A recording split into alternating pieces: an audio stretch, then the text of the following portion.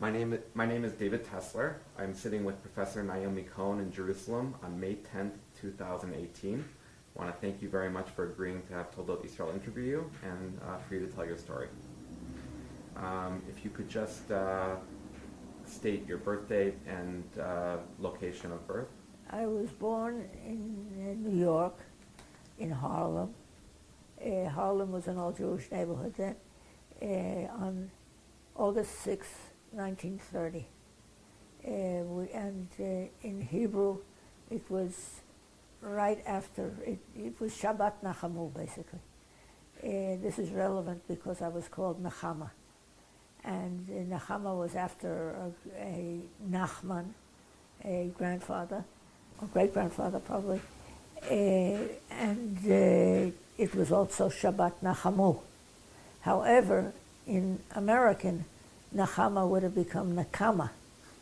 And so my parents, actually not only with me, I'm the little one, that each of their children received a Hebrew name and an English name. But the English name was Jewish. So I am Naomi. Nechama became Naomi. So in synagogue, when I get a blessing, it's Nechama. But the rest of the world knows me as Naomi. Except for those who know me the first half year that I made Aliyah. Because then it was obvious to me my English name is Naomi and my Hebrew name is Nechama. But since Naomi is a nicer name anyhow, I returned to Naomi. That's okay. Next. So let's just start at the beginning. If you could tell me a little bit about your family and where your grandparents were from and where your parents were from, where your grandparents were born. First of all, my father, alav v'shalom, was the first American-born, American-educated Orthodox rabbi.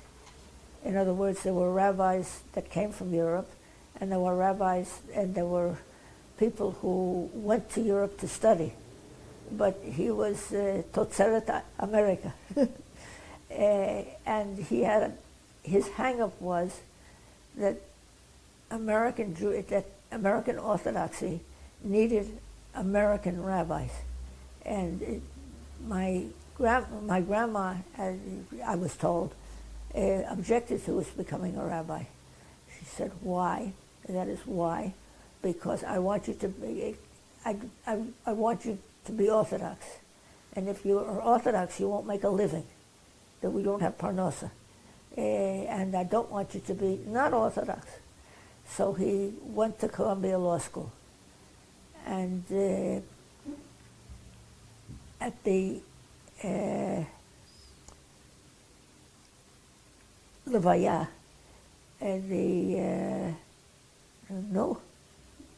Levaya in English. Funeral. What? Funeral. Funeral.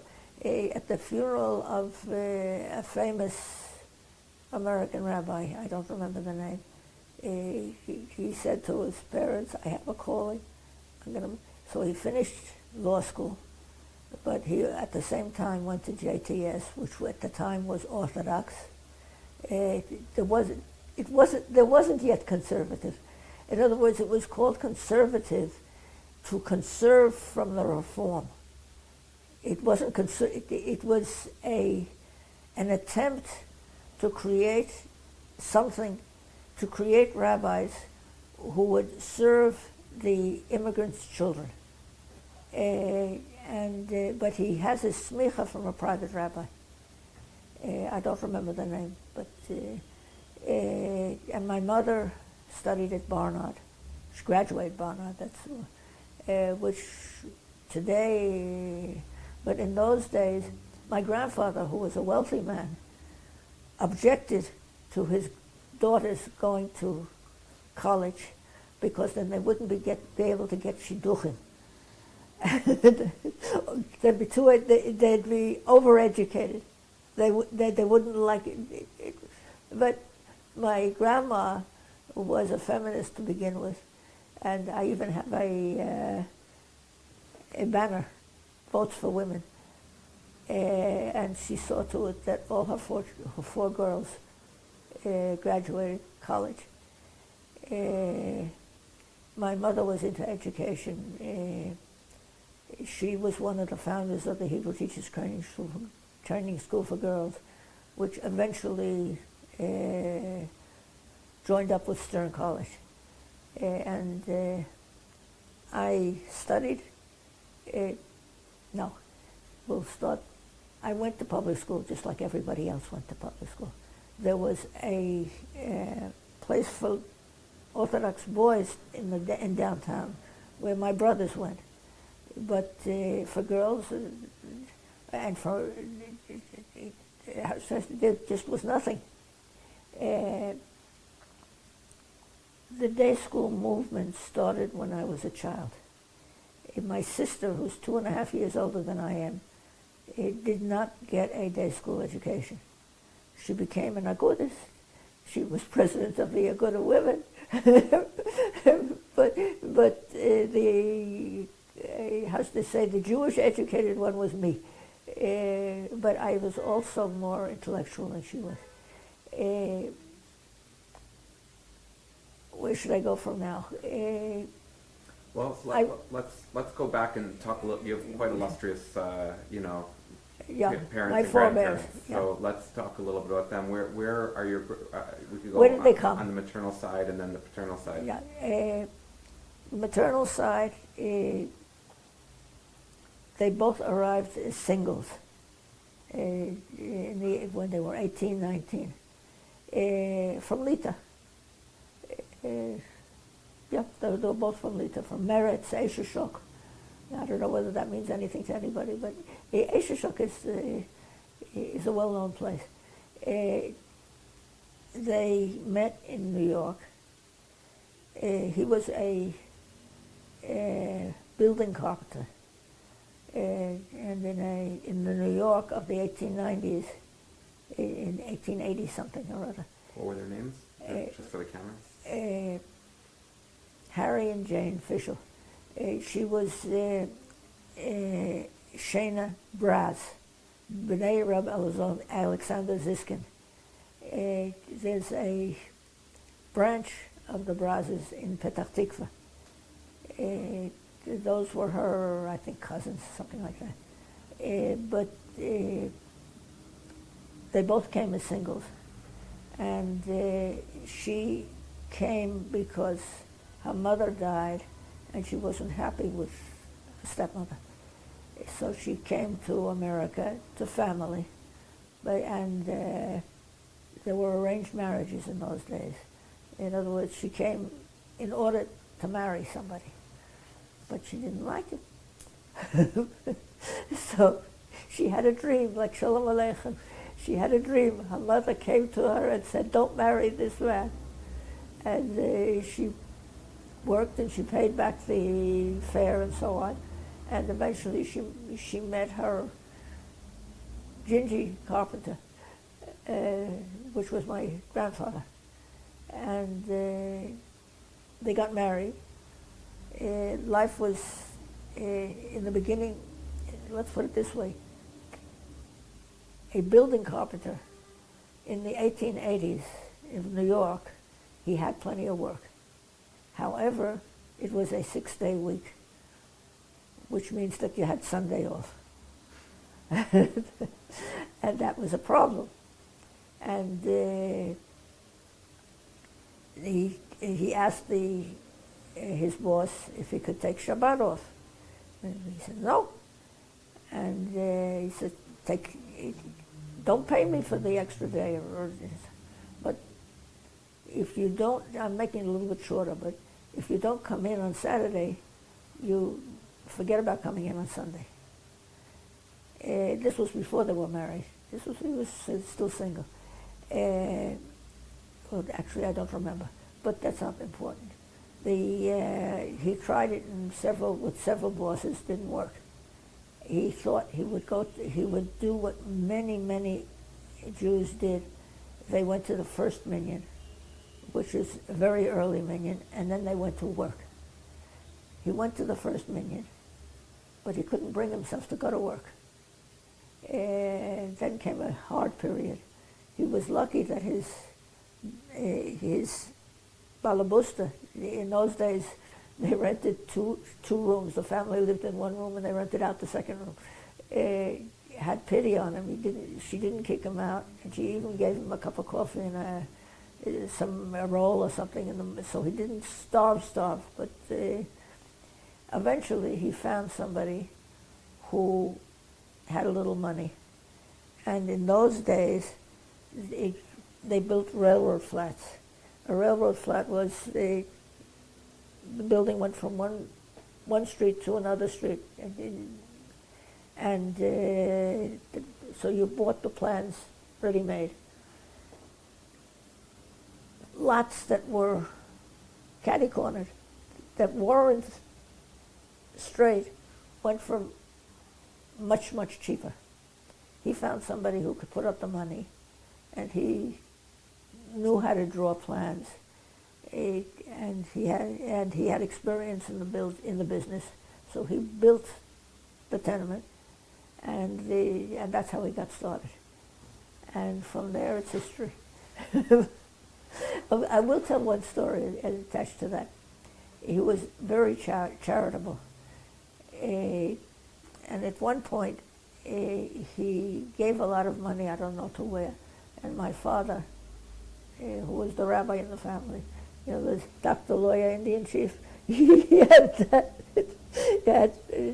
But my father said, but you don't have the money yet. He said, but I have as a shutaf, as a partner, the Kodesh Baruch Hu, so it's got to succeed.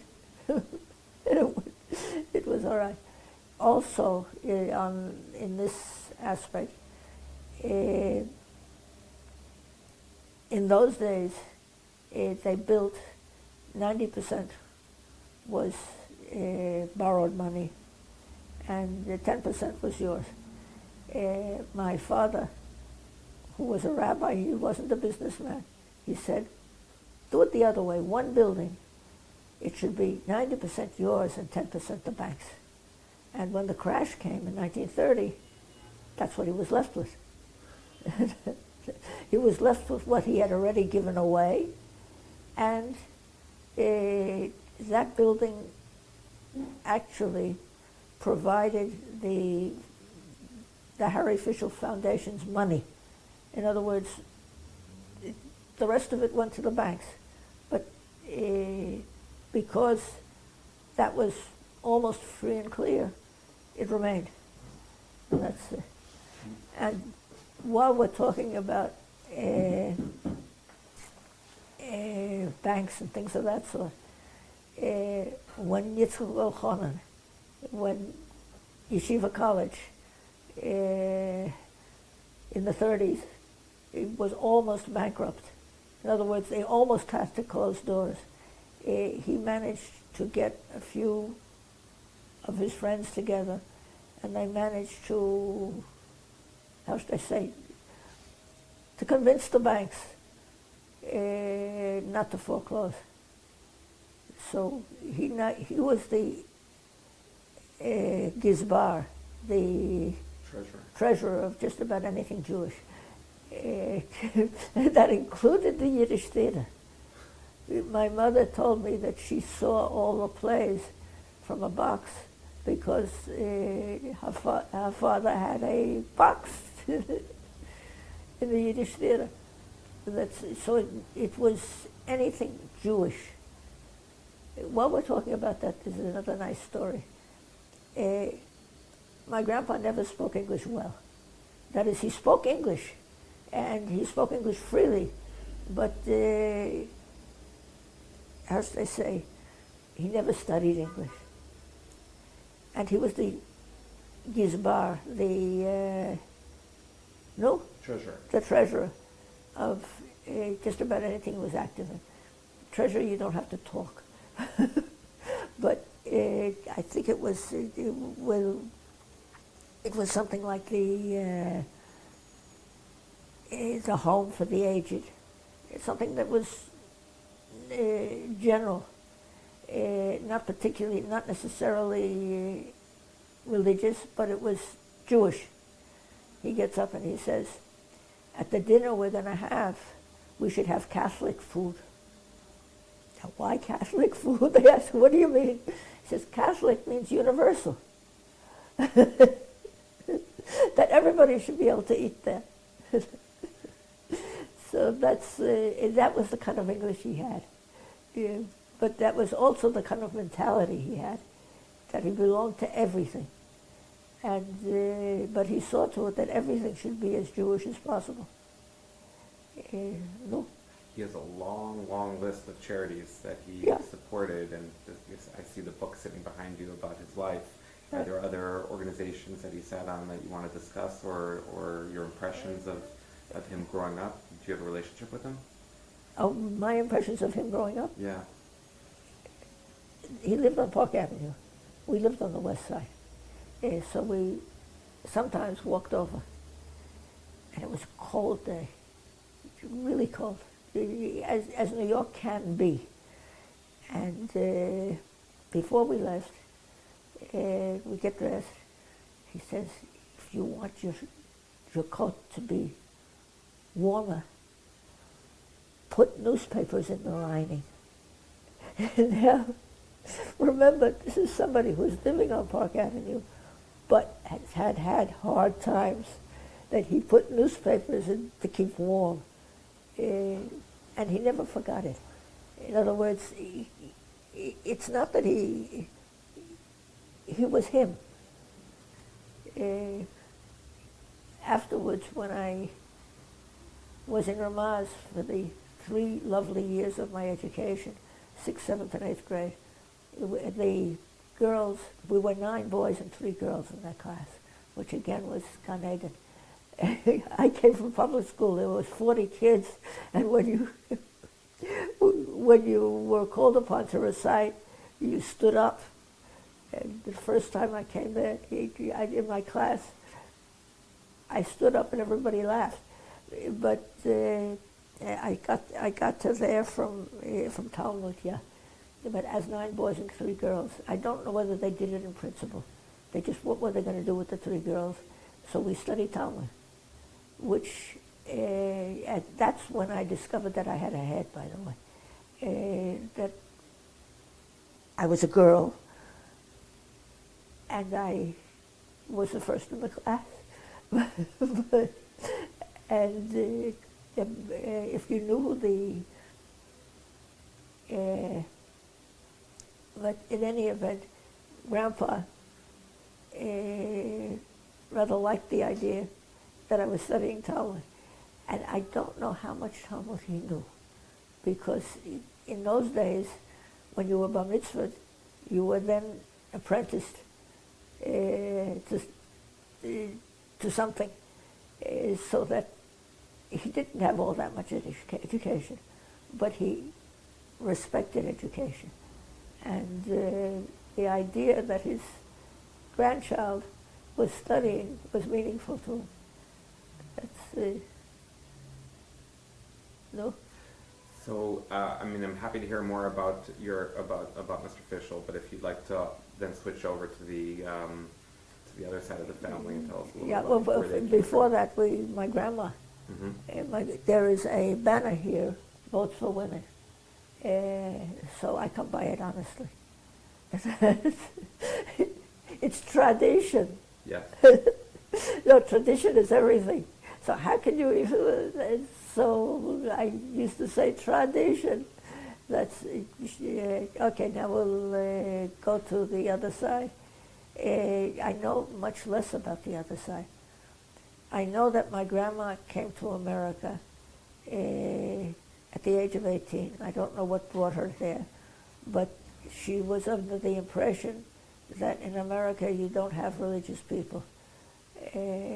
Well, America in the 1880s, 1890s, in the old country, had a very negative name. In other words, you lost your religion in America. That was, and many people probably went because they weren't happy in the religious setup. And America of the 1890s, the early 1900s, you had the Bund, you had, I wasn't aware of all these things, but when I grew up I I even discovered that I had friends whose parents were. There was a lot of atheism, but not the kind of atheism that there is today, that you just don't buy into religion, but religious atheism. They were, they were, they would fight for that. So when they somebody or other made a shidduch with a widower with 5 children, and she married him, and my father is her boy. She had a girl before that, so that he was somebody very special, and he was raised that way. There's a story of, which one was it? I think it was Roosevelt. Not this Roosevelt, Teddy Roosevelt. They lived on the Lower East Side, and there was electioneering. So he got up, little boy, on a car, and started electioneering for Teddy Roosevelt.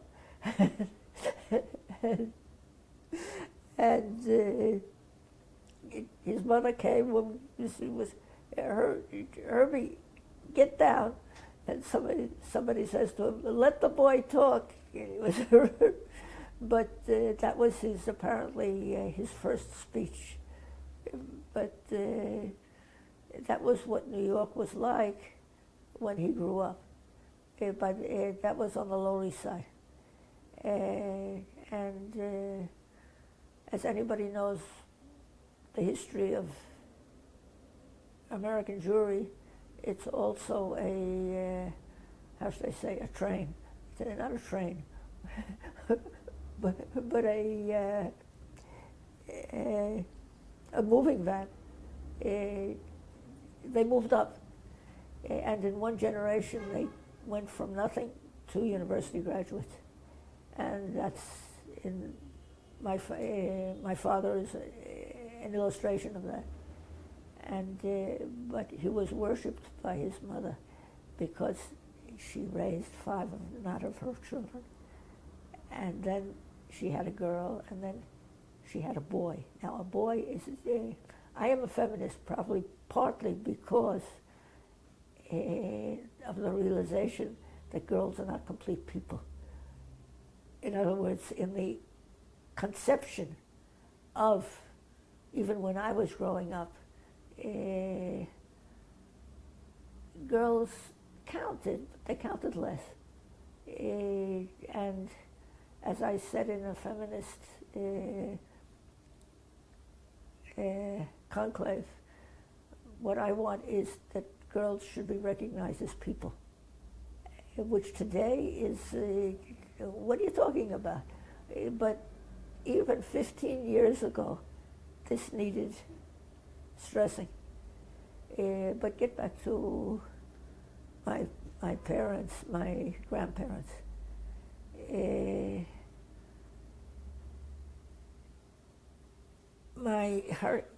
My father's siblings, one went off to one of the wars and never returned. But one of the early wars, Spanish-American, something like that. But he disappeared. But in those days, not everybody was accounted for. But I was told that he was looked for, and so on. But the others became nice Jews. I have a relationship with one of the descendants. In other words, somebody who is basically my daughter's age. His mother adopted us. When I say adopted, in other words, no, there's another one. When my mother told me that I had relatives and so on, but we didn't have very much contact with them. one day when we lived in Balfour yet, in other words, so that's before, well before we went to Haifa. I was in the habit of visiting, of inviting children of, how should I say, those who came for a year, the children of friends of ours from America. But I also told them they should bring a friend, because it's much easier to entertain two people than one. They can go out and so on. Okay, so this girl, who was daughters of our friends or something like that, came with a young lady who said she was related, and she brought a picture. Her mother had given her a picture where my grandfather and her, I think, also grandfather, are in the same picture. And so that's how we, how should I say, but I asked her, so why didn't you contact us? If I get a telephone, at that time, if I got a telephone from a young person, I said, come for Shabbos. She says, I was bashful. So, and we still have contact. We now have contact with her and her sister, who live in Israel, which is relevant to Israelis, how should I say, Americans who came to Israel. It is interesting that it's not one of a family. Apparently there was something in the family that opened the door in the mind. She studied at Bar Ilan, and eventually her brother also made Aliyah. He works in Bank HaPoalim. And she married an Israeli. He came with the family already, and they live in Beit Shemesh, which means that they're Israelis. Her husband is, I forget exactly how, but related to Rav Druckmann. So they're good. What else should I say? So why don't we go to your parents a little bit? We talked about your grandparents. To talk about your parents a little bit, and I know you had started talking a little bit about your father, and maybe talk about his professional Jewish life a little bit. He was on Shabbat. He was an assistant to Ramaz Margolis. Ramaz. That's in KJ. Correct, the original. The original, yeah. The grandfather of Haskell. And he was the English-speaking rabbi. Ramaz was Yiddish. And that was the period when he was in the seminary. And he was a Talmid of Dr. Schechter. Before the seminary was conservative. The seminary was founded, as I think I told you, but it was founded, there was no such thing as conservative. There was Reform and there was Orthodox. And the Reform at some period was even having services on Sunday. It was, and this was something that was aimed at creating a rabbinate, rabbis who could service the children of the immigrants. I think I said this, but it's very relevant. And my father's dream was to do just that. In other words, he was American born, and he was very committed to Judaism. He didn't call it orthodoxy. Orthodoxy is a horrible word. No, it's wrong, because you're not talking about Orthodox, you're talking about orthoprax. Thank God we don't deal with Orthodox. But, and it was also created as a dirty word in Europe. So I don't like to use the term, but in any event, it didn't exist in those days. There was Reform, and there was not Reform.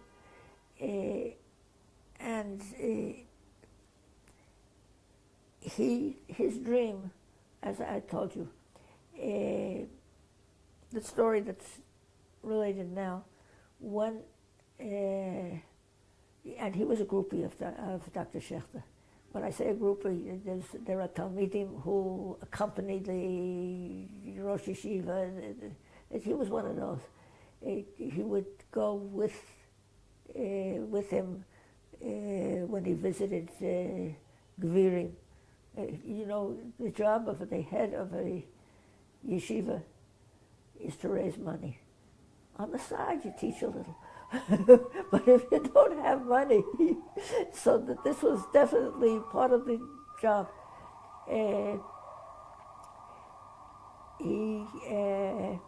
The story is that sometimes he would send them, they would go by car.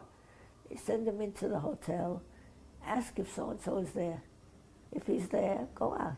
If he's not there, leave my visiting card. That saved time.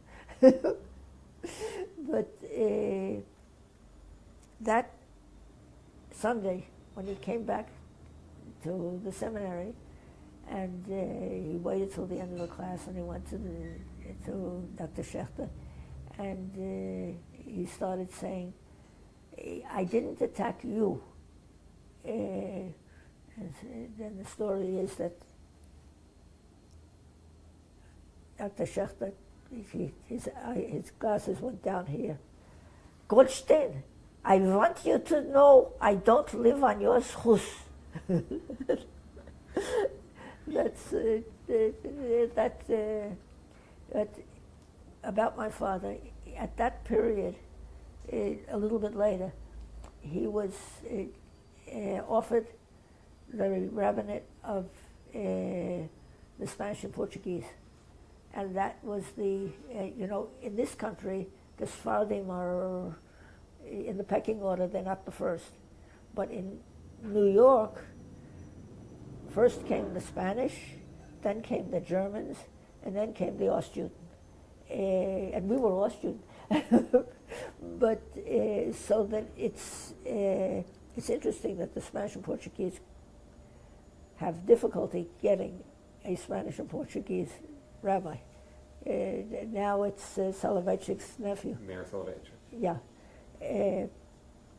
So he was offered the pulpit, but he had already started in Harlem to make an institutional synagogue. And he had the young people with him and so on. And he felt that he didn't want, that he wasn't going to, how should I say, give up his dream. He didn't want to, I don't know how to put it, but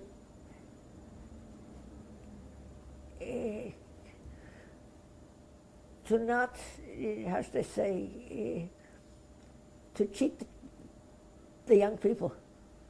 And so he refused the pulpit, which is okay. Now,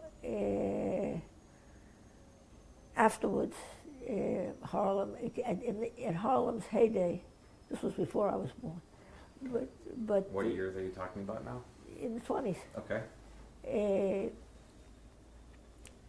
From what I gather, there were 900 children in the Talmud Torah.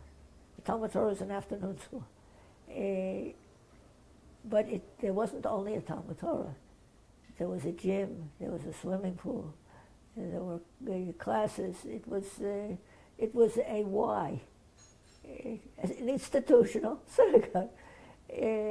And then Harlem started to become black. And in those days, everybody had to live together. So when the Jews moved in, the whites moved out. And when the blacks moved in, the Jews moved out. So, and where did they move? One of the places where they moved to was the Upper West Side. So my father opened a West Side institutional synagogue, and he suggested to the president that they sell the building in Harlem, but the president refused. So they opened in a brownstone house. You know what brownstones are? These, okay. It doesn't need translation? No. Oh, okay. And those are my first memories my first memories, period. I was 5, 6, that sort of age. And your father was a rabbi of the West Side Institutional. Yeah, he founded the West Side. Founder. He founded the West Side Institution in a brownstone. Actually, I was 4 because my first memories were from the Belnord, and I was 4. It was before I didn't go to kindergarten. No, I never went to kindergarten, but this was before yet. So, in any event, my memory from the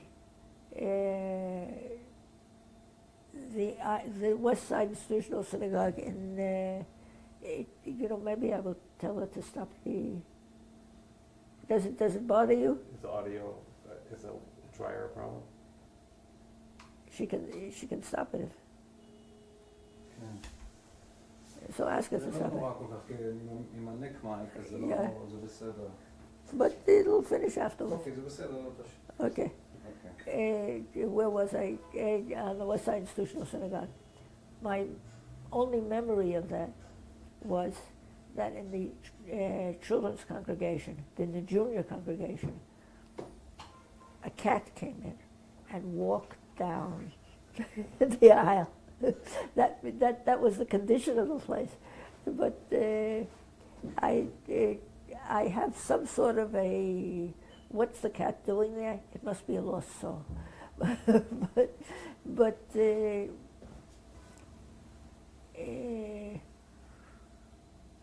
afterwards, we'll leave that.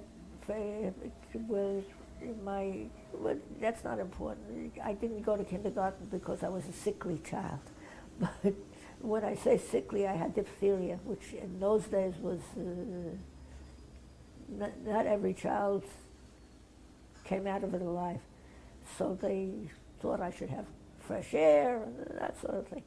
But eventually, I survived. But one of my good memories is that my mother went with me somewhere to recuperate. And this was me and she. We're 4. There are my 2 older brothers, 10 years, my sister, 2.5 years, and me. Which means, and she was always busy. She was a communal lady. But she wasn't well. She was in a wheelchair for many years, but she ran the whole world from the wheelchair.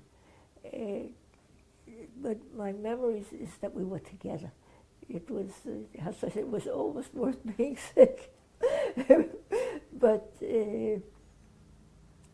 I went to public school.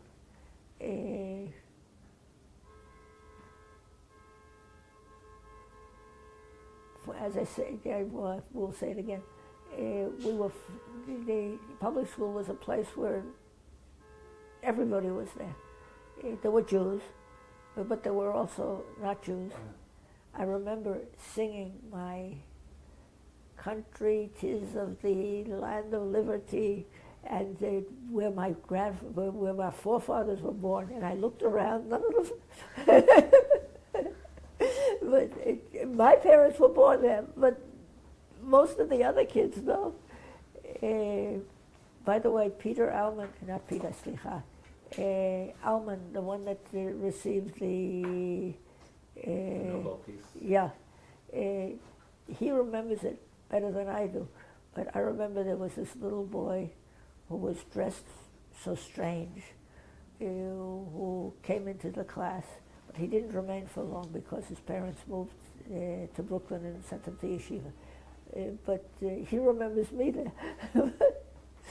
And he remembers my parents as having considered them simply. When they came into shul, that they weren't newcomers. They were platim, which is a different. And my mother took care of them. But so he remembers it. But okay. So you went to public school until what grade? Till 6th grade.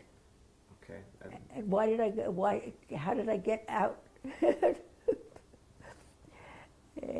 I wasn't the kid who made trouble, but I was apparently smart, and it was boring. And I took to reading books underneath, Tom Sawyer, those kind of books. Nothing wrong, but and once my mother went through my briefcase and discovered them, and she went to the teacher, and the teacher suggested that they skip me. But my mother, who understood education and so on, said, but then she won't be in her social grade. So Ramaz was in its beginnings. There was a beginning day school in my father's shul, Manhattan Day, but there wasn't a class for me. I was already in the 6th grade, and there was they went up to the 4th grade, something like that. So my mother said we send her to Ramaz. Now this is a problem. Rabbi Luxstein and Rabbi Goldstein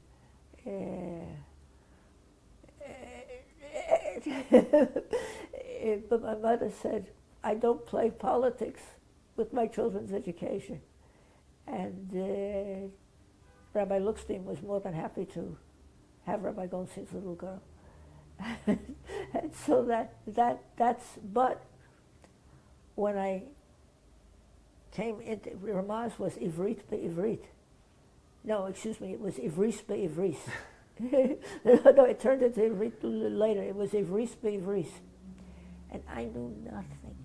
When I say nothing, my mother had taught me to read before I went to Talmud Torah. But in Talmud Torah, I didn't pay too much attention. I didn't like it. And here the kids were playing outside, and we have to sit here. but I knew nothing to the extent was I learned by rote. Mazeh is from Hebrew to English. Ech Omrim is from English to Hebrew. Ech Omrim, how do you say? From English to Hebrew. Mazeh from Hebrew to English. But so there was a 3rd grade special for the dummies, for the kids who weren't up to it. So I studied in the 3rd grade, and apparently I flourished.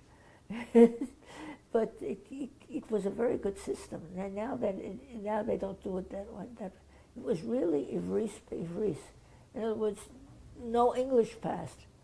And this was in the Hebrew studies, and not in the English studies. English studies was my grade, and we did that in English. They said if I studied during the summer, they put me into the 7th grade.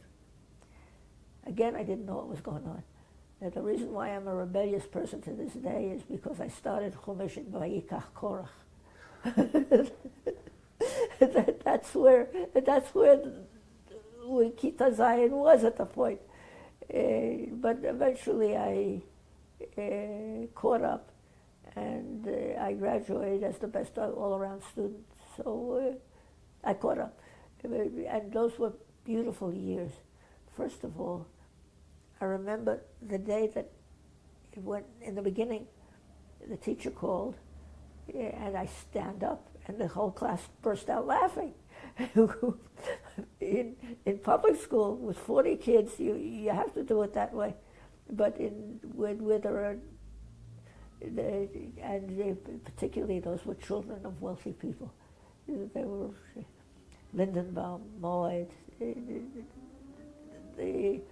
and also Horowitz Margaretin was in the 1st class. There were four boys and 1 girl in the 1st class, and the girl was the Horowitz Margaretin. But in any event, the classes were demanding, but they were interesting, and it was also an entirely different environment. It was nice, except that I will say this, that boys will be boys, and if they behaved the way they behaved then, today, they would have gotten into trouble. But, as they say, the world has gotten itself organized. And they all grew up to be nice, good balabati. That's... סליחה, אני רק רוצה רגע להחליף... This is... What? Please, okay. Okay. So you spent 3 years at Ramaz, and that was Yeah. your first years in an all-Jewish school. Yeah, that was the only years in the all-Jewish school, because there was no high school for me. Ramaz didn't start yet. Central didn't dream of starting yet.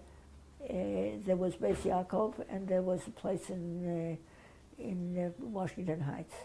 Washington Heights wasn't the... My parents decided that wasn't for them. Apparently it was Yiddish, not, but also it wasn't Hebrew. And so we went on a... I started high school in Hunter High School. Then I don't think it exists anymore. But it was, you had to get into Hunter High School. And I still had, but it was very difficult for me because I went to Beis Medrash the Moros in the evening, which means that was going on subway or the elevator train. You know, there ain't not such a no such thing anymore. But down, and then you either took a bus or you walked. And I ate in a Jewish restaurant, and then went from 7 to 10 in the evening. And I was very jealous of the boys; they had it all together. But How many days a week did you do this? it was, I think, twice a week in the evening and Sunday. But it was, I think it was twice a week. Maybe it was 3 times, but it wasn't more than 3 times. But and Hunter was very demanding. Hunter High School was the high school. But I told my parents that I wanted to transfer to Richmond because I wanted to transfer while I still had all A's. Which I did. And I was in what was called the country school, which was there were 12 parallel classes. The first 2 were academic. There was the academic, you needed, I think you needed 90 something to get in, and if you had under 90, you were invited out of the class.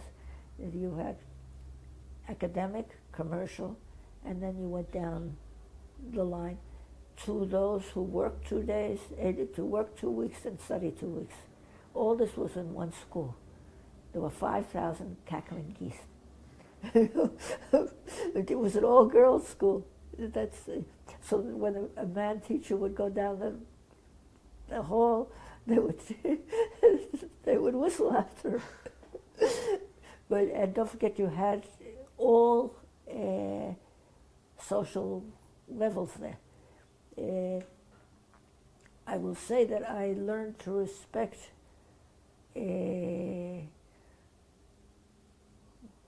it was actually Spanish, but people who didn't have it good, the locker in gym, you were put into your home class according to your abilities. There was the country school academic, country school commercial, and then it went down. And I had a locker with a Spanish dancer. She worked when she was in high school as a Spanish dancer. And until I had her as a locker mate, I thought that this was somebody who was, how should I say, the lowest of the low. They did such things for, they were good. But I discovered she had to make a living, which taught me to respect people how should I say, not, you have to get to know them. That was one of the good things about Judy Richmond High School. Actually, it was a fairly good school. I learned English. When I say learned English, I knew English, of course, but we learned English properly. I remember I was sent down, got from 9 to 8 because I said lay instead of lie. I still don't know how it's correct, but they made a fuss about. I to this day speak a better English than my brothers and sisters' grandchildren, your children, because hello, you want something? In those days, you learned English. But I will get back to when I was in elementary school. And it was a holiday, Jewish holiday.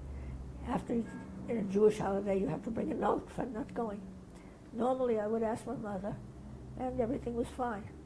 My mother wasn't around, so I asked my father. He takes out a piece of paper, and he writes on top, with the help of God, and then he writes a holiday, that sort of thing, okay. And that I put on the desk. I have to put on the desk of the teacher. And she comes in the class. At least half of the kids must have been Jewish. But there were 2 days, and you probably know this from your childhood. The first day, the first day everybody was out. The second day, only the Orthodox were out. But who's this? I get up. What's this? I said, my father is a Jewish minister. I didn't know whether she would know what a rabbi is. So, Jewish minister. Where is he a minister? In the West Side Institutional Synagogue on 76th Street. Oh, I used to worship in that church. but my father had bought a church. And as we said, that when the Jews came in, the others left. So the church, how should I say, the church was sold. By the way, it was a church which was beautiful. It had a dome, like in Italy, like the churches in Italy. Also in Firenze, in Florence, there's one. And it originally had on the, I don't know what you call them, what held the dome. There was Moses, Abraham, Isaac, and Yitzchak, which my father asked whether he could leave them. There was no Jesus, but they said, no, take it away. And also there was an organ, and he took advice. He said it would be nice for weddings and things like that. But the Rabbonim that he asked said, but if the Balabatim, you start, no. But the board of directors, you don't know, so remove it. So it was removed. But which brings us to the fact that the Rabbanut in America is different than the Rabbanut here. In America, the Balabatim are the boss. Here, the Mishnah Rabbanut is the boss. That's okay. So you graduated. So I guess maybe let's turn a little bit towards fast forward. Not fast forward conceptually to your tzionut and to your Zionism. Okay. I know from your grandfather and your father, they've always were Zionists and supporting Zionist causes. How did that grow in you? I understand the question and I'll answer it. I will answer it a little bit You want me to answer them? Take your time, Okay. and as broadly as you'd like. Okay. Once we were sitting friends together, and we started giving marks to our families on their Judaism. And they came to the conclusion that my family was the most orthodox and the most assimilated. I opened my eyes and I thought they were right. How old were you at this time? High school, 13, 14, that kind of age, maybe 15, but high school. And I thought about it, and it was true. On the one hand, they didn't make terribly many demands, but anything that was, it was expected to be kept. In other words, we didn't carry. We had some sort of a gimmick to put the key. We looked at ingredients. You didn't eat just anything. Whatever. Whereas they were more laid back. It's not the, and also the Aron Sfarim, the bookcase, was full of, how should I say, American books. It also had Jewish books, but for me, Rip Van Winkle was what for an Israeli kid, Choni Amagel. That was nothing was censored. So, and there was a public library, and I read voraciously. So this was, how should I say, this was me. So, but one dreams of, when you are a teenager, you want the world to be in order. You don't want it divided up, which I didn't play with the children of the congregation on Shabbos. And then during the week, surely not, but Shabbos you had time to play because one didn't know what they did. In other words, Shabbat by us wasn't necessarily the Shabbat of the Balabati. I think you would be, well, maybe you're not familiar with that concept anymore. Orthodox meant somebody who davened in an Orthodox shul. That doesn't necessarily mean that their kashrus was the kind of kashrus I could eat. And my father was a very open person.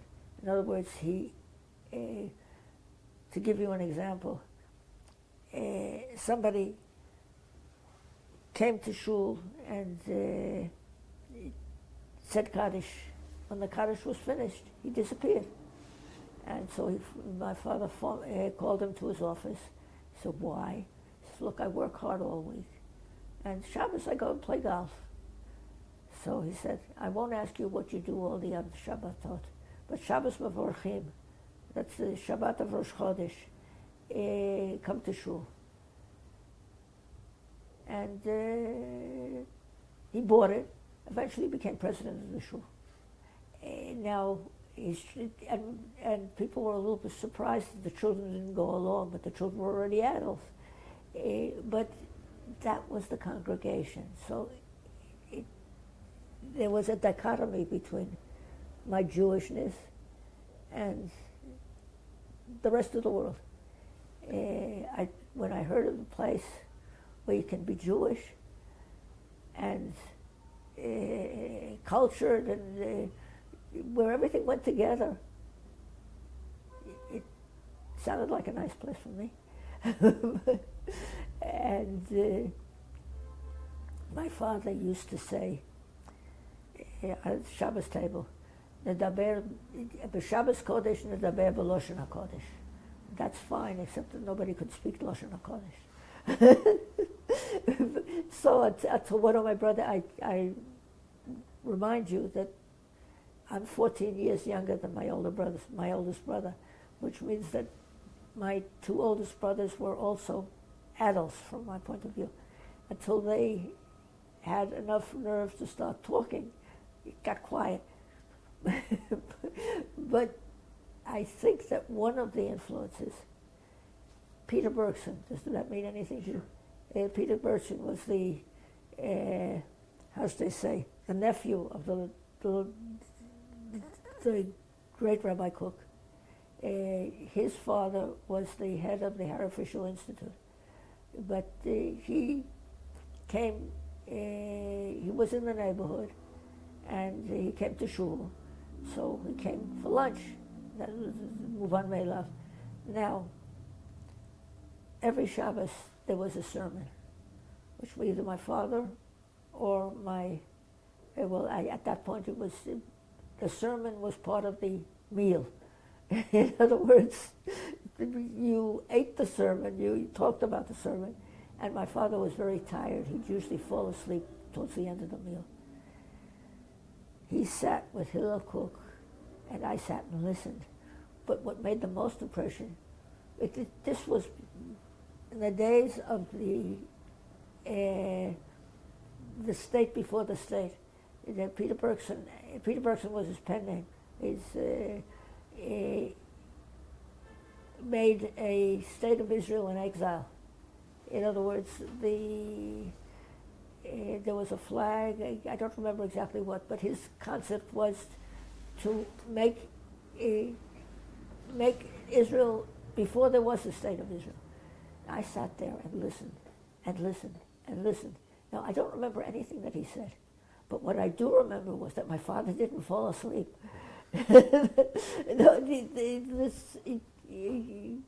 It's difficult to give the idea, but it made an impression. Now, my family had contacts with Israel, with Rav Kook, with my grandfather. My grandfather bought the land upon which Merkaz Harav is built today, and he also built the home of Rav Kook.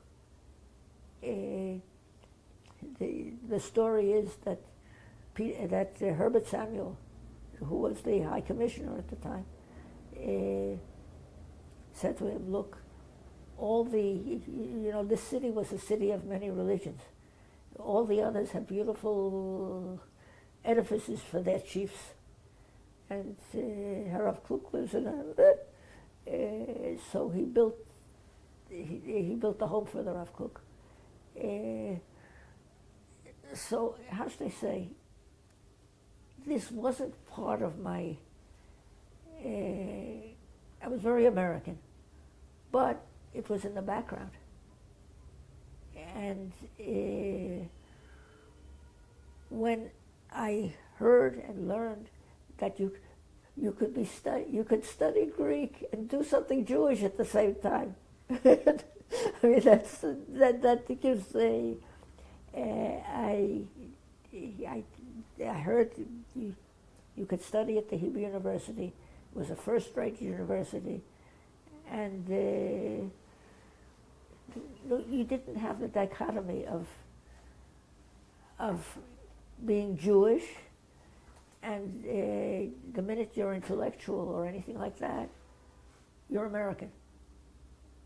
The idea that it was all one. It was less one than when I came here and found out. But that's not the point. That, I think, is your question. When I was 48, the state was, so I turned 18. In other words, it was also the right time in my life. And I said to my parents that it was self-evident that I was going to study at a university. That there was no problem, not with me and with my parents, who were both university educated. But I wanted to study Jewish studies. And in those days, you couldn't study Jewish studies in America. The only place that there was Dropsy College, which wasn't a university. Everything else came afterwards. I'm talking about 48. That a lot happened in America with Judaism. Now every pipsqueak university has a Jewish department, but in those days, no.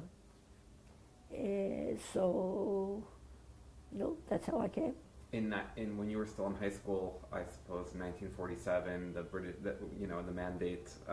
mandate ended, it ended in 48, but when the UN vote in 47, was there? What was that like for you in living in it wasn't what West you Side? think it was, but let's put it this way: when I decided that when I had the dream to go to Israel, I looked for kindred souls.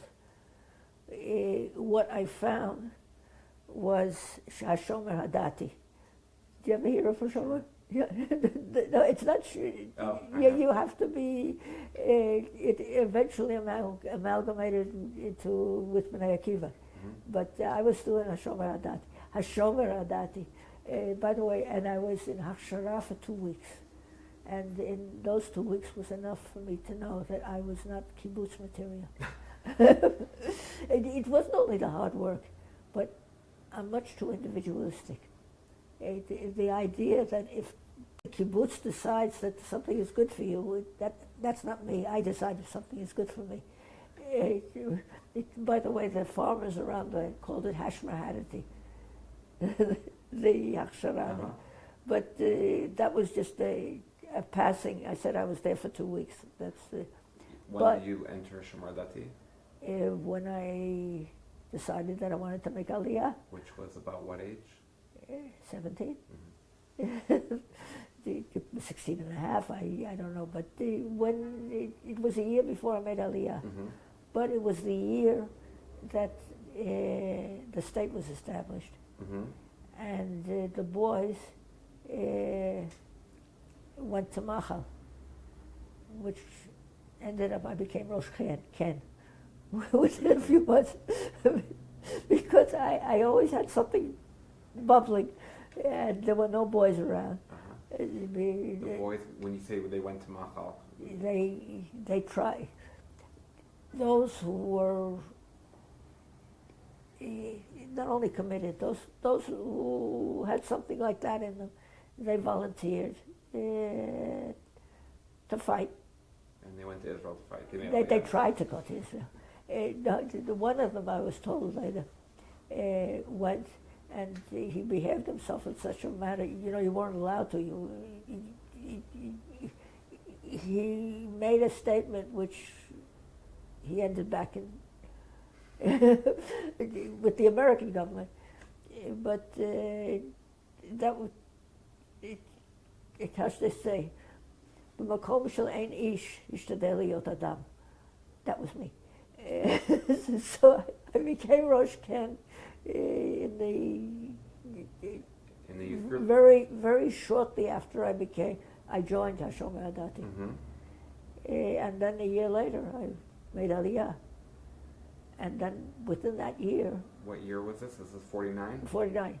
And then several months later, Hashomer Hadati joined up with Bnei Akiva. Couldn't survive without me. No, I didn't mean that seriously, because I was a boring katan. I was in the Midtown Manhattan, in the Upper West Side, which wasn't the major Ken. But okay. You had mentioned that your parents were supportive of going to university. Were your parents equally supportive of making Aliyah? It's like this. My father used to say at the Friday night table, כל יהודי צריך לרצות לחיות בארץ ישראל. Had he left it like that, I don't think it would have made a particular impression. But he would start with my oldest, do you think so? I said, yes, when the Messiah comes, no problem. He didn't say that, but what he said was yes. The next one said yes. The only thing is that when it came to me, I was of the temperament, of the age and the temperament, that if I wanted to do something, I tried to do it. That was, so he sowed the seed of my wanting to go. When it came to it, a girl of 18 to go alone, and it wasn't close like now. It was, first of all, we came by boat, but it just was a different word. When I had to make a phone call, I had a problem, a medical problem, so on. You had to order the phone, and you got, and sit at 24 hours later, sit at the phone. It wasn't that you lifted your cell phone and, yeah. My mother supported me. And this was really greatness on her part because she wasn't all that well. And she never made me feel that way though. I asked her later when I was already a mother and so on. She said, look, I knew you weren't going to להיות ילדה טובה ירושלים. You weren't going to walk, you were going to get caught up with something. There are worse things than going to Eretz Israel. I wouldn't have become a socialist, but they were probably afraid. There were all sorts of things you could get caught with. You want to go to Eretz Israel? That's legitimate. So she supported me, and eventually my father was proud. But that was the. But a father with a teenage girl, how old are your children? 12, 13, they just turned 13. Okay, so you don't know yet, but you will. So the way I put it is I probably gave my parents the most trouble, but in the end I gave them the most nachas. But you know what I say? There are people who are straight. They're not terribly this, but people who do something are like an AKG. AKG in English, when you listen to the heart, it goes up and down. Echogram or whatever. Echo, yeah, it goes up and it goes down. Yeah. And I have come to the conclusion at the age of 87, and having lived all my life with public people, that's the way they are. People who are just normal, they don't do anything special. They don't do anything special. They don't get into any trouble. But people who are they're very people. There was a little girl who had a little curl right in the middle of her forehead. When she was good, she was very, very good. When she was bad, she was hurt. Don't forget that I lived not only with my husband, who was also, he wasn't raised to become what he became, but he was raised to be a Messiah. No, but I mean it seriously. And to live with such a person, to know how to function with such a person, is you have to be wise. Rav Gohen was my brother-in-law, and he surely was a very person. And I have been close to public figures, and it's not fair to blame them for their failings, because the failings are functions of their good things. So that's it. When just getting a drop back, did the partition plan make a particular impact on you in high school? No. It didn't. And the founding of the state itself, what was that like? That was meaningful. It wasn't as meaningful as it should have been, but I went in the subway collecting money in blood and B'dam v'esh, in blood and fire. Jerusalem fell, in blood and fire Jerusalem shall arise. but that was, I was already 17, 18. This is through Shomer Dati. You were Yeah, involved in this kind of thing. Yeah, I mean, I didn't do it all on my own. Right. Yeah, but that was in the New York subway. But a third of the people of New York were Jewish. That's it's Yiddish. There were far more Jews in New York than there were in Israel. Mm-hmm. That's. So you booked passage on the boat. No, well, my parents came with me, or you could say I came with my parents, except that they had valises and I had a trunk. In other words, they came for the summer and I came to stay. I brought all my possessions. The first year they found a family who was related to Balabatim, and they rented a room for me there. And so I was במסגרת. But and what was the plan when you arrived? You applied to Hebrew University? It turned out that the Hebrew University opened 2 days before I came. Because it was right at, I had wanted to make Aliyah in the fall, but my parents, how should I say, made the wise decision that they're not going to send me to a war zone. But the fighting stopped, and the people started getting out of the army in May. So the university opened right there. No, interessante. In that building. Oh, no kidding. At the end of May, 1949, and we came in the beginning of May, so I almost immediately went to the university.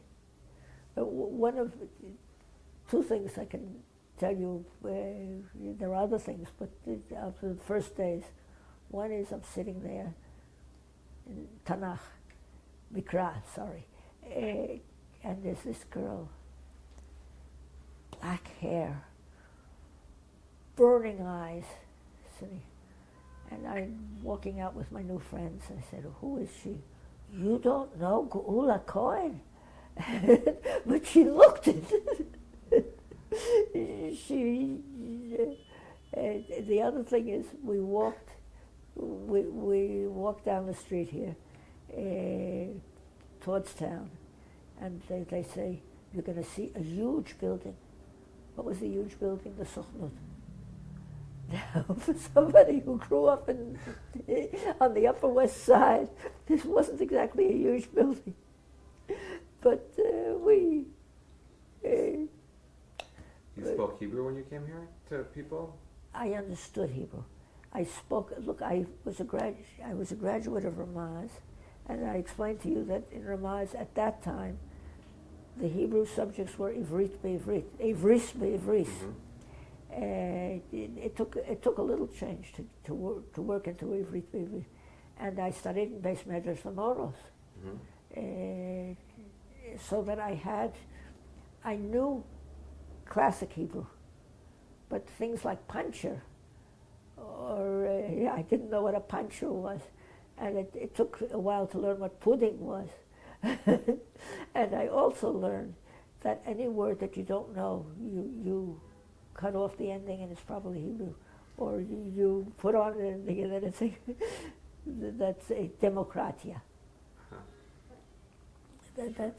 There were many words like that that worked themselves in. But I had studied Tanakh. I mean, I knew Hebrew. The first day when I came out, when Roshi alai scharchar. What's that? Mistovev li harosh. But the Hebrew I knew was Roshi alai scharchar. Va'ani chafetza lalechet which is good Hebrew. It just isn't Israeli Hebrew. So that's, but I functioned immediately in class, except like that your professor, that is, you read his books, I'm pretty sure, Bear. His book, somebody went through the Hebrew, but I couldn't understand him because he spoke German in Hebrew words. and the verb came at the end. But so I didn't study Yemei Abinayim because I couldn't understand him simply. But I've read his books since then, and his books are fine. Was it difficult getting admitted to Hebrew University at that time? No. Let's put it this way. They required 2 years of college. I didn't have 2 years of college. I had basically half a year and a summer school. But they accepted me. Look, everybody was going. The Hebrew University in 1949, people, first of all, when it was a small place. I'm telling you, the labs were elsewhere, but the whole university was here. And people were constantly coming. Anybody who got out of the army appeared. They came from Kafrisin. They appeared. I remember particularly one girl who spoke a good Hebrew. And I asked her, she came from Cyprus. When she had gone to the Tarbut schools in Poland before the war. So she knew Hebrew from the Tarbut schools. And she spoke Hebrew. That's, but it was a different world. That's, I joined Yavne, Brit Studentim Datim Yavne, and I volunteered to be the Maskira Roshemet. And in those days, you read the minutes at the beginning of the meeting. They don't do that anymore. But, and that was the humor of the place, my Hebrew. But I wasn't afraid. And that's why I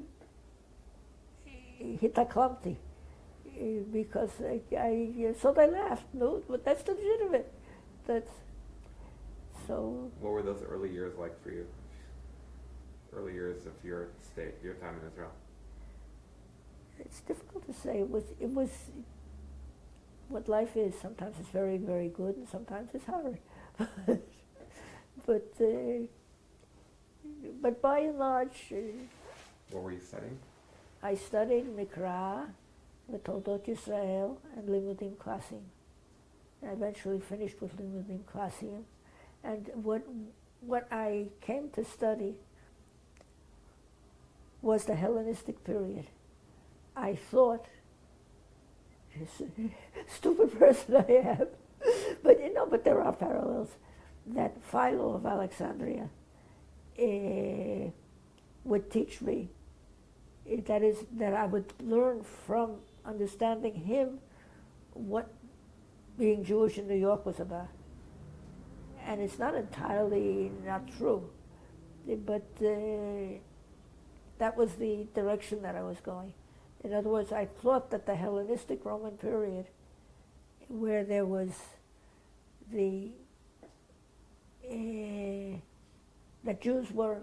that there were good Jews who were Hellenists, not Hellenists, who were Greek in culture, would translate to me what I was doing in America. It isn't exactly so, but you're asking what brought me here. No.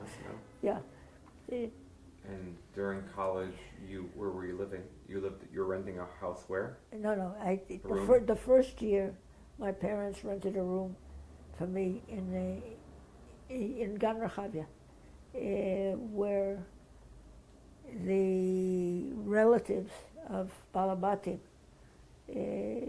well-to-do, lived, and that was a good home for me. And it was arranged that if I wasn't invited elsewhere for Shabbos, I would eat with them, pay. the second year I already had friends.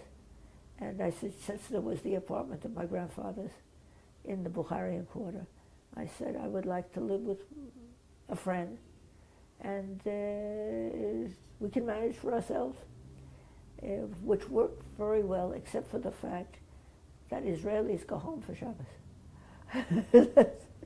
Not all the time, but by that time I was, how should I say, I'm a sociable person. No, I mean, I was the daughter of, which helped, so that I was most often invited for Friday night, for Shabbat, and so on. That's, but if you're asking a story connected with that aspect of my life, I was invited by Rebbetzin Herzog to come on Shabbos afternoon. Okay, so I come in. Do you know what the house looked like? No, okay. But it was downstairs and upstairs, but this was downstairs. And the family entrance was this way, and then there was an exit, the entrance to the Misrad was another entrance. I come in, go across the hall, and I look in the living room, and I see a room full of middle-aged women. Now, part of what I don't say is that I was bashful. That doesn't fit with a lot of things, but I was bashful to the extent that when my father had an open house for on Simchat Torah, I would volunteer to take care of the coats. That left me out of having to socialize. I see all these middle-aged women. What am I going to do? I continued out on the other door and walked out. And then I walked out and I said to myself, Naomi, take yourself in hand. If you don't go in there now, you're not going to go in afterwards. So I went around the block, got my nerves up, and then went in again. And I remember my mother said, when you go to a strange home, you go to the Baalat Habayit and you address her, you say shalom and so on. And from then on, it's her responsibility to see that you feel okay, which I did, and I managed to survive. But that's. But go ahead. Yeah, Sorry. I was going to ask. So, when did you meet your husband? Is there? I don't want to. No, that was several years later. That was several years later. So, how many years were you at Hebrew University? I was in Hebrew University forever. No, I mean, I managed to get married, and in those days you went straight for a master's, and but you didn't finish in 4 years. I finished, I think, in 7 years, and then they told me it was game for them. That wasn't unusual, but by the time I finished, I had a 5-year-old little girl. But it was the master's. Yeah, the doctorate is later. But what you're asking me how I met him? Well, I guess I don't want to skip. I don't know what I was skipping between university and when you met him. Well, I was at the university for a long time, but I will say this. That I was in Brit Studentim Yatati in Yavne. I was invited to various homes.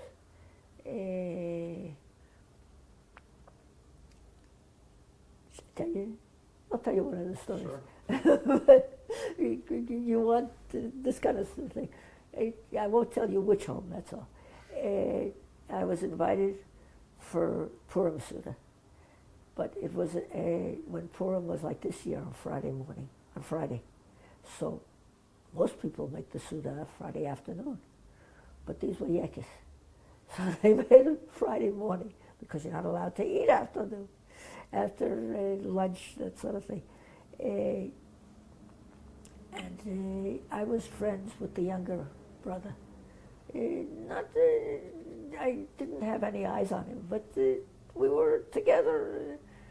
But they sat me with the older brother. And the old sitting there.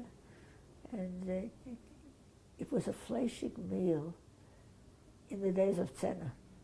A fleshig meal in the morning when you got meat once in two, but this was chicken, but once you got a few hundred grams every 2 weeks.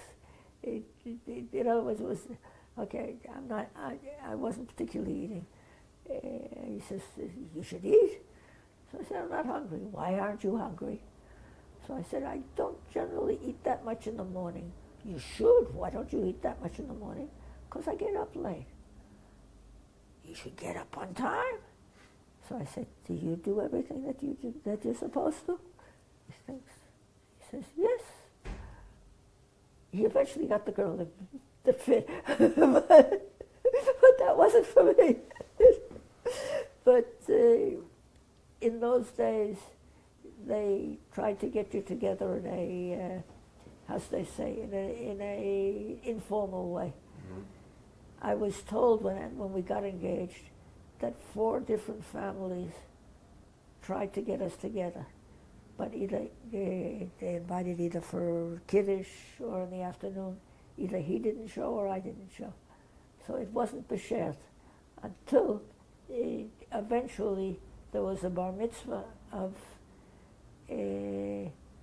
how should I say, the nephew of the big Rav Kook in the Machon, because his father was the Menahel of the Machon at the time, and I was with my parents in my grandfather's apartment. Somebody got us together there.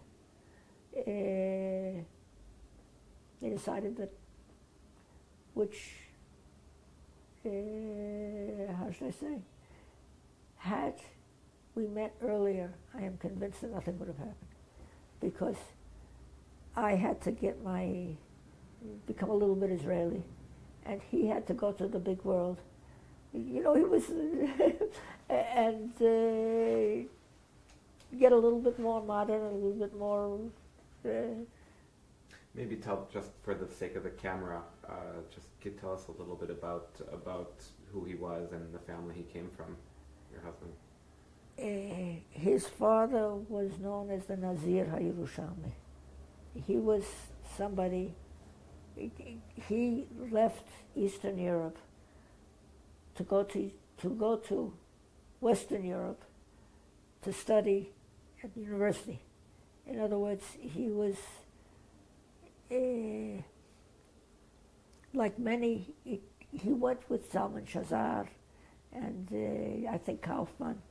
In those days, there were, in the yeshivot in Eastern Europe, many young people were interested in the big world. And the big world meant also the Jewish world. When I talked about Shazar and Kaufman, Kaufman is Toldot Ha'emunah Yisraelit. Yeah. But they went to, he already,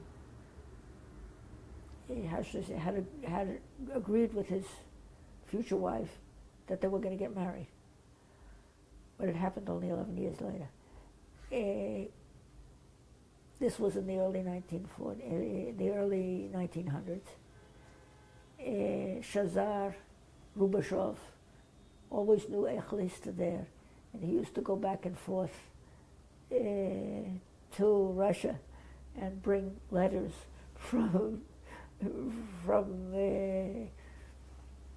what should I call him, Rav David's Kagan, to his cousin, and so on. And then the First World War broke out. That was 1914. And then the Russian Revolution came. That was 1917. And he was stuck in Europe. And it's not like today. The traveling was not, and she was in Russia. There is the story which we won't go into detail, but Harav Kook visited Basel, and the mifgash, the meeting between Harav Kook and the Nazir, turned him in the direction of Eretz Yisrael. It wasn't that Eretz Yisrael wasn't around before, but it brought him back to. He left the university. He never left the knowledge of the university. He had a library. Not even secular, but the scholarly books were were down on the bottom in a closed place, but they were there. You understand what I'm saying? In any event,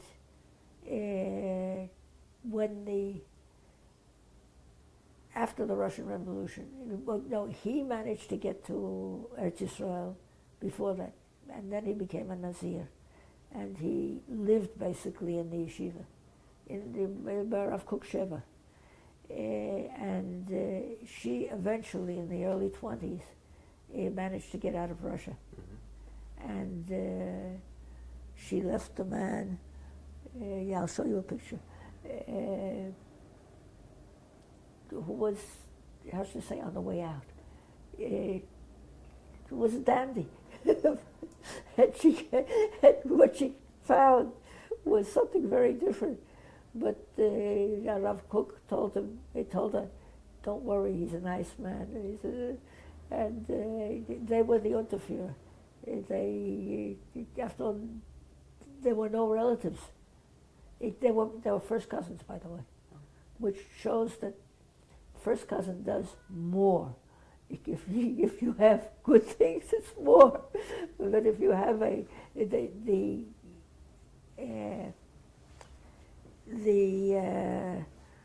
thing about first cousins is the recessive genes come out.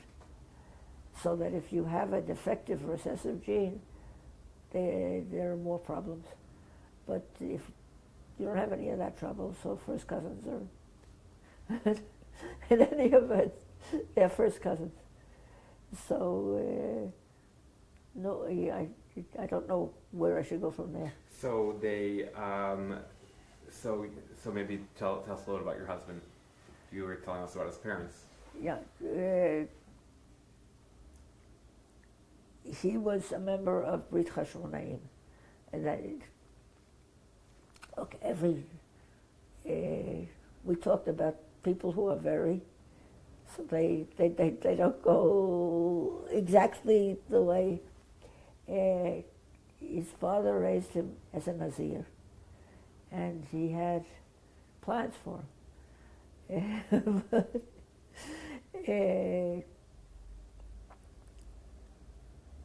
He raised him. He never went to school, not never. He went only till about the 3rd grade. And then his father yanked him out. He was wasting his time there. And he taught him. But he taught him properly. That is, let's put it this way, I don't know whether he taught him properly, because Shai-Yishuv once showed me a Tanakh which was torn. But his father demanded from him that he study a Peleg by heart every day. And how should I say, at the age of 11, 12, you're not always willing to, but he always respected him. But Shai-Yishuv joined the Brit Hashmonaim. Does that mean anything to you? It does to me, but why don't you explain to the camera? Brit Hashmonaim was a youth movement which was religious and very nationalist. These were in the days of the British, and it fed into the Eitzel and Lechi. In other words, Brit Hashmonaim itself was not underground, but it fed into the underground. And they believed they dreamed of a religious state, but for real. And what should I say? He was a member. They obviously couldn't do with his long hair. He still had long hair until the age of 16.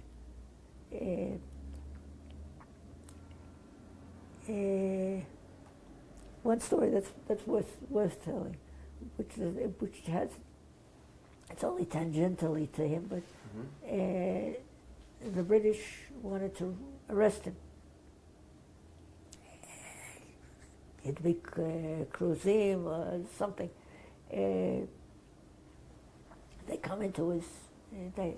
The neighbors see that the British down on quickly he jumped over from one balcony to another, and he wasn't in the house by the time they came.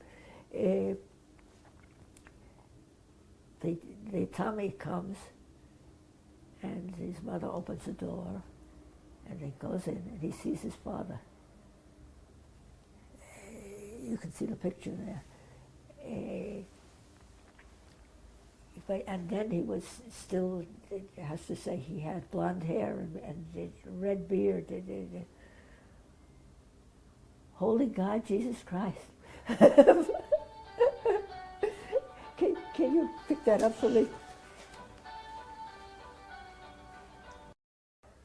They were the ones, they were taken captive, and there were all sorts of people in the Machaneh HaShvuim. There were people from the kibbutzim, and the old city people, and a few soldiers. And no. What year did you meet him? 53. And you got married in 53? Yeah.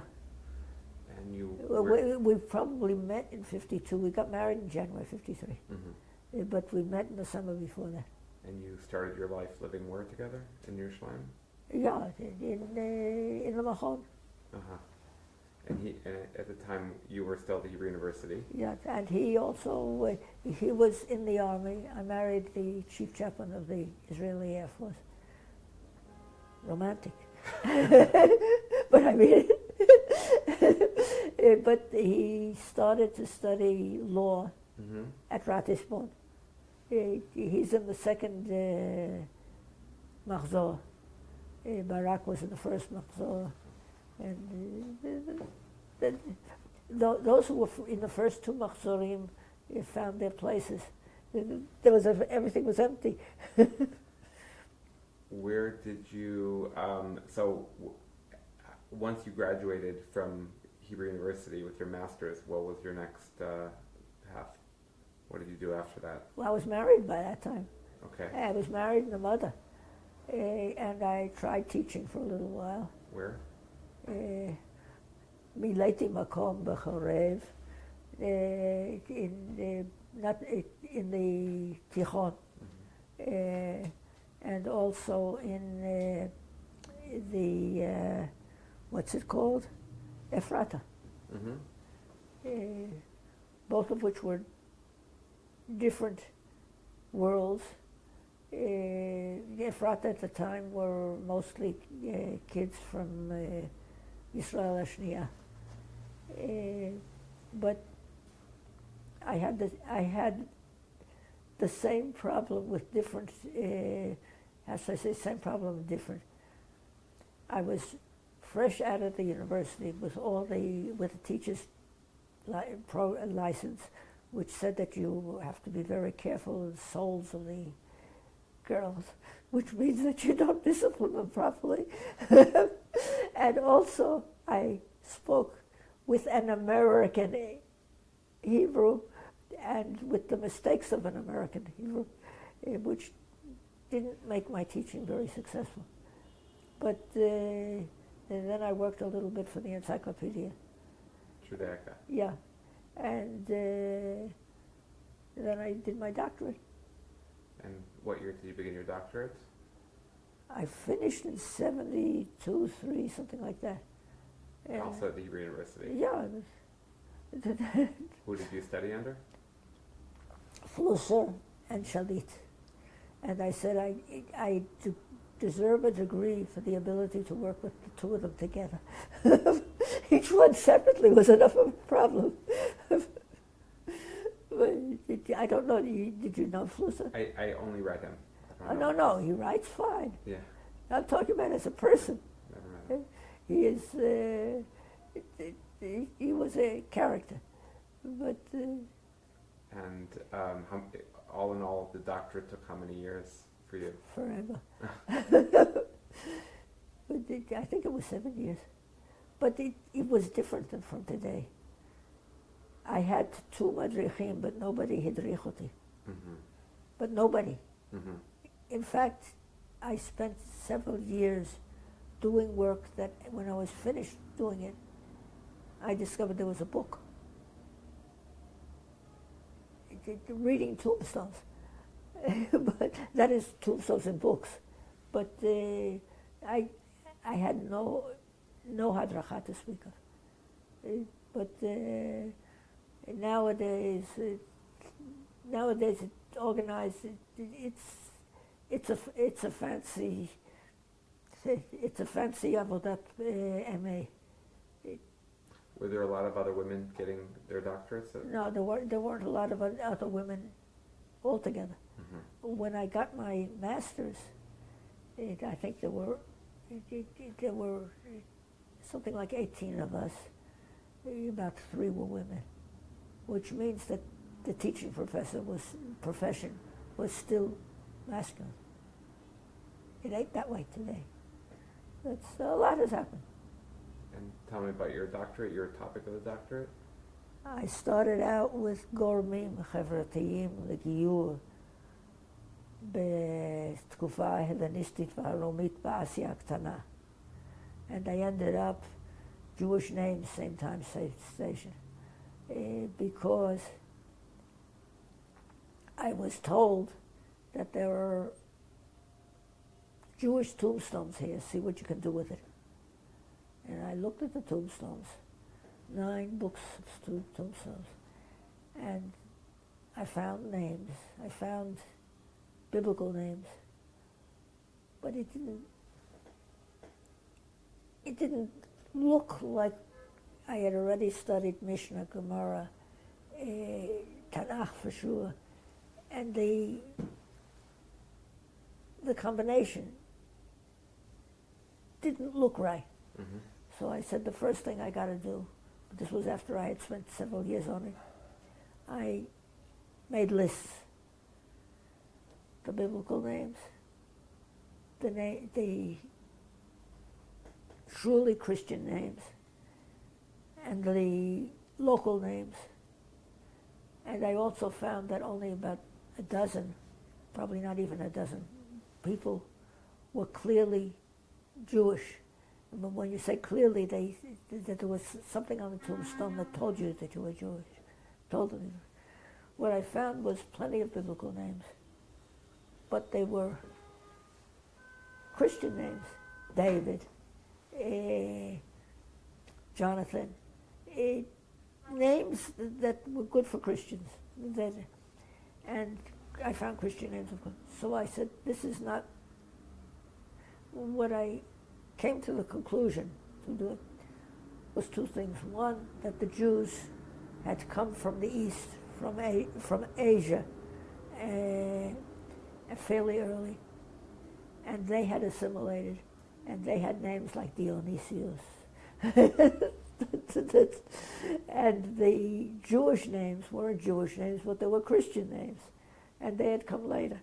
But so the doctorate ended up Jewish names in the Asia Minor and the Hellenistic Roman period. But And when you finished your PhD, did you begin teaching in the university right away? no, but I did research. One of the articles which I liked, which was one of the first, was the name Rabbi Meir. That Rabbi Meir was the descendant of Anatolian proselytes. Anatolia is and proselytes, you know. And I proved it. When I said it was published in a good place, and it's true. That's all. but somebody just mentioned that they came across it recently. That's. What did you ask? When did you begin teaching at university, or what did you do between the end of your PhD? Okay. What I did between the end of my PhD, I worked for the encyclopedia for a while, and I substitute taught for a while, and I wrote a first history book for children, which I know it was used for the simple reason that I received royalties. Not great royalties. It was something like Chatzi shekel, the sefer. But if I got a few hundred shekel, that means that somebody used it. But it was first history with pictures for children of Tunei Tipuach. I don't know whether that doesn't mean anything to you. But that's kids who, as I say, had difficulties. They didn't know how to read properly. They came from, but I wrote and I did various things. I finally got a job when we moved to Haifa, first in the education department, and then I moved into the regular department. And I taught in Tel Aviv for several years also. But eventually I got old. Okay. Is there anything in particular about your aliyah or just your life in Israel? What I would like to say was that I was perhaps the first, and if not the first, one of the first women to teach Talmud to women on a regular basis. And the history of that was, first of all, how did I know? It's true that in the land of the blind, the one-eyed man is king, and that's what I considered myself. But when first I had a friend who wanted to study Talmud, and I had the background that I had studied in Ramaz, and those of us who continued the Beis Medrash, the Moros, demanded that we also study Talmud, Gemara, not Talmud, and so we had a few classes, but the women in Haifa wanted to study Talmud. So the first year we hired a man to do it, but he didn't know how to do it. What I mean by that is the women weren't stupid, but they had never seen what a page looks like. And so, and they didn't know the language. But he didn't know how to deal with it. So I decided the second year, I had also studied with Chevruta. We're gonna leave it. Chevruta. I had one and then another, that both of us, you can answer it and then say that I'll speak later. She said to me, nobody's going to yivchon otanu. You prepare and I prepare, and so I did that with one person, I did that with another person, so I had some background by that time. And there wasn't yet Steinsaltz. So it took me a long time. but I will say before this, at the Hebrew University, if you studied Jewish studies, you needed 2 years of the Mechina LeTalmud. And I sat for the first half year, and I saw that it was an awful waste of time. So I prepared, and I passed the test that way, with Rashi. After all, they didn't give difficult sugyot. So I prepared and I started teaching the women. I have a picture here of in the heyday. And this went on first from 78 till I made Aliyah Yerushalayim. So that's close to 40 years. And some of them, how should I say, we were something like 14 when we started. When we ended, we were something like 6. But 2 or 3 of them were from the beginning. So... Did you do topics? You do Masechta? No, I had a hang up that I wanted to, what I wanted to learn for me was what the Talmud was, what it looked like from A to Z. So I took Masechet Ta'anit, Masechet Megillah, which are short Masechtot and not difficult ones, and we studied them from A to Z. And that way you come to the realization that most of the Talmud is that it's a world. It's not halacha. Halacha is part of it, but to some extent it binds it. But there's an awful lot of other things there, and it's the other things that interested me. Mm-hmm. And what I tried to discuss with my students was what in the name of creation is this doing here? In other words, what is the connection between the extra halachic material and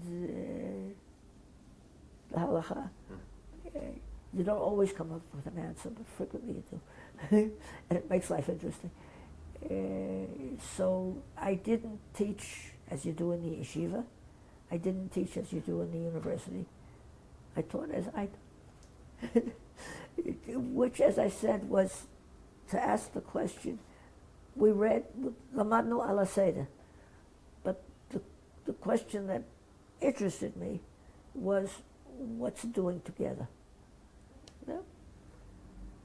In your husband's very public life, were there other elements that you were a public part of? Well, we went there all the how should I say, all the receptions. When I first came, I organized the Haifa branch of academic women and so on, but afterwards I left it. It simply wasn't, what it did was, it gave me a window into the non-religious women. But what does the academic women do? There was a social group, fine, but it wasn't, there wasn't that much to do about it. Did you enjoy your teaching? Yes. Well, wait a second, depends where. The Gemara teaching very much. Well, the Gemara and the university. And the university also. The high school teaching now. Okay. He must speak. Oh, okay. No, okay. That. Yeah. I think we covered a lot. A lot of ground. And I really appreciate your time. Okay. Maybe you could show us that picture you were telling about the teaching of the Gemara. Yeah. Okay. And what you can ask and what I will answer is it's at Ptachlo. Do I feel good coming back to Jerusalem? I feel as if I've come home. This was your first home in Israel. What? This was your first home in Israel, Yerushalayim. Yeah, but it was also the years, as I said, from the time we were married till Eli was grown up already. In other words, it was the first 20-some-odd years of our marriage as well. It was. You were here in 1967 also, right? Yeah. That I'm going to speak, please God, on Shabbat afternoon, Shalosh Shudas. That's okay. Be well. Okay, now I'll show you the picture. Okay. And the